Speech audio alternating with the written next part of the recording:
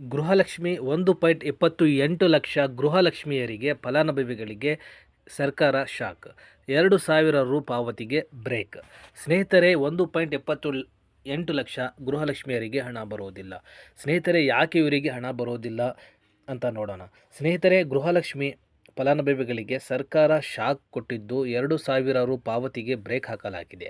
ಇತ್ತೀಚಿನ ಮತ್ತು ಮಹತ್ವದ ಕ್ರಮದಲ್ಲಿ ಕರ್ನಾಟಕ ಸರ್ಕಾರವು ಗೃಹಲಕ್ಷ್ಮಿ ಯೋಜನೆಯಡಿಯಲ್ಲಿ 1.78 ಲಕ್ಷ ಮಹಿಳೆಯರಿಗೆ ಪಾವತಿಗಳನ್ನು ಸ್ಥಗಿತಗೊಳಿಸಿದೆ.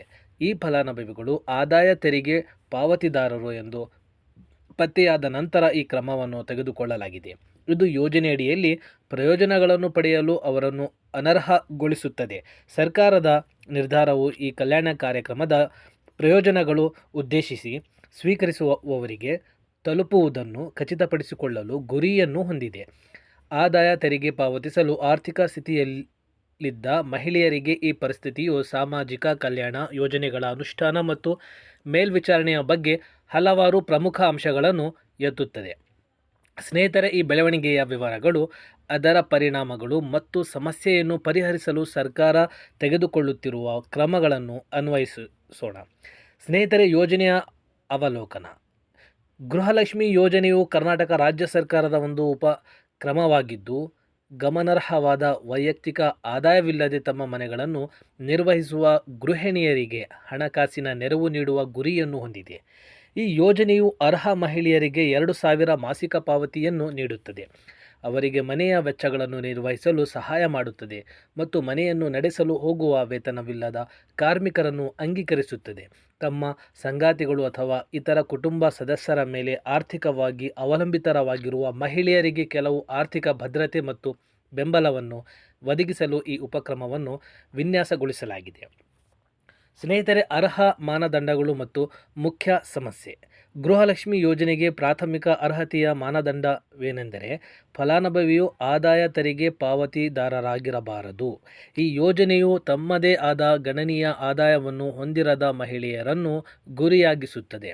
ಇದರಿಂದಾಗಿ ಆದಾಯ ತೆರಿಗೆ ಬ್ರಾಕೆಟ್ಗೆ ಬರಲು ಸಾಕಷ್ಟು ಆದಾಯವನ್ನು ಹೊಂದಿರುವವರನ್ನು ಹೊರತುಪಡಿಸಿ, ಆದಾಗ್ಯೂ ಈ ಯೋಜನೆಯಡಿಯಲ್ಲಿ ಪ್ರಯೋಜನಗಳನ್ನು ಪಡೆಯುತ್ತಿರುವ ಅಂದಾಜು 1.28 ಲಕ್ಷ ಮಹಿಳೆಯರು ವಾಸ್ತವವಾಗಿ ಆದಾಯ ತೆರಿಗೆಯನ್ನು ಪಾವತಿಸುತ್ತಿದ್ದಾರೆ ಎಂಬುದು ಬೆಳಕಿಗೆ ಬಂದಿದೆ.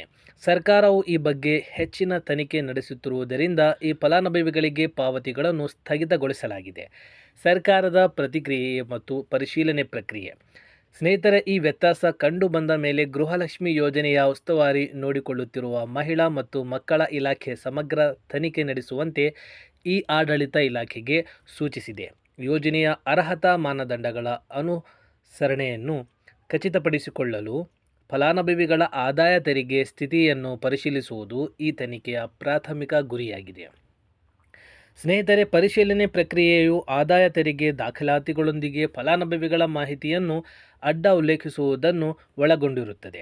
ನಿಜವಾಗಿಯೂ ಅಗತ್ಯವಿರುವವರು ಮಾತ್ರ ಪ್ರಯೋಜನಗಳನ್ನು ಪಡೆಯುತ್ತಾರೆ ಎಂದು ಖಚಿತಪಡಿಸಿಕೊಳ್ಳಲು ಇದು ನಿರ್ಣಾಯಕ ಹಂತವಾಗಿದೆ.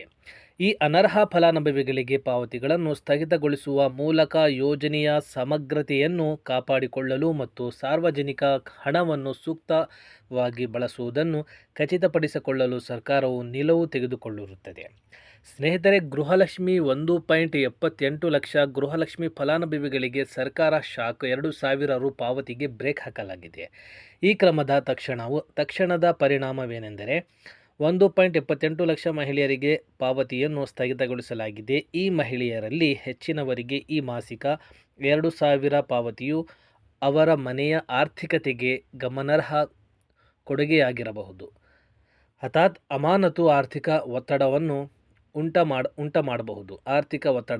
ಉಂಟುಮಾಡಬಹುದು. ವಿಶೇಷವಾಗಿ ಈ ವ್ಯಕ್ತಿಗಳು ತಮ್ಮ ದಿನನಿತ್ಯದ ಖರ್ಚುಗಳನ್ನು ನಿರ್ವಹಿಸಲು ಈ ಹಣವನ್ನು ಅವಲಂಬಿಸಿದ್ದಾರೆ. ಆದರೆ ಸಂತ್ರಸ್ತ ಫಲಾನುಭವಿಗಳು ತೀರ್ಪಿನ ವಿರುದ್ಧ ಮೇಲ್ಮನವಿ ಸಲ್ಲಿಸಲು ಅವಕಾಶವಿರುತ್ತದೆ. ಅವರು ಆದಾಯ ತೆರಿಗೆ ಪಾವತಿದಾರರೆಂದು ತಪ್ಪಾಗಿ ಗುರುತಿಸಲ್ಪಟ್ಟಿದ್ದಾರೆ ಎಂದು ಅವರು ಭಾವಿಸಿದರೆ ಅವರು ತಮ್ಮ ಅರ್ಹತೆಯನ್ನು ಸಾಬೀತುಪಡಿಸಲು ಹೆಚ್ಚುವರಿ ದಾಖಲೆಗಳನ್ನು ಒದಗಿಸಬಹುದು. ಆದಾಗ್ಯೂ ಈ ಪ್ರಕ್ರಿಯೆಯು ಸ್ವಲ್ಪ ಸಮಯ ತೆಗೆದುಕೊಳ್ಳಬಹುದು. ಇದು ಒಳಗೊಂಡಿರುವವರಿಗೆ ಹಣಕಾಸಿನ ಅನಿಶ್ಚಿತತೆಯ ಅವಧಿಗೆ ಕಾರಣವಾಗಬಹುದು. ಕಲ್ಯಾಣ ನಿಧಿಗಳ ಸರಿಯಾದ ಬಳಕೆಯನ್ನು ಖಚಿತಪಡಿಸುವುದು ಹೇಗೆ? ಯೋಜನೆಯ ಫಲಾನುಭವಿಗಳ ಅರ್ಹತೆಯನ್ನು ಪರಿಶೀಲಿಸುವ ಕರ್ನಾಟಕ ಸರ್ಕಾರದ ನಿರ್ಧಾರವು ಕಲ್ಯಾಣ ನಿಧಿಗಳನ್ನು ಸರಿಯಾಗಿ ಬಳಸುವುದನ್ನು ಖಾತ್ರಿಪಡಿಸುವ ವಿಶಾಲ ಬದ್ಧತೆಯನ್ನು ಪ್ರತಿಬಿಂಬಿಸುತ್ತದೆ.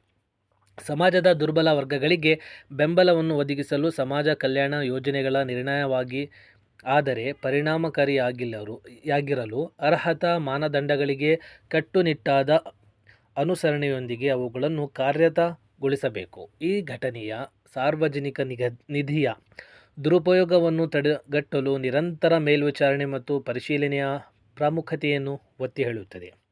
ಅರ್ಹತಾ ಪರಿಶೀಲನೆಗೆ ಪ್ರಾಮುಖ್ಯತೆ. ಸ್ನೇಹಿತರೆ, ಅರ್ಹತಾ ತಪಾಸಣೆಗಳು ಯಾವುದೇ ಕಲ್ಯಾಣ ಯೋಜನೆಯ ಪ್ರಮುಖ ಅಂಶವಾಗಿದೆ. ಪ್ರಯೋಜನಗಳನ್ನು ನಿಜವಾಗಿಯೂ ಅಗತ್ಯವಿರುವವರೆಗೂ ನಿರ್ದೇಶಿಸಲಾಗಿದೆ ಎಂದು ಅವರು ಖಚಿತಪಡಿಸುತ್ತಾರೆ.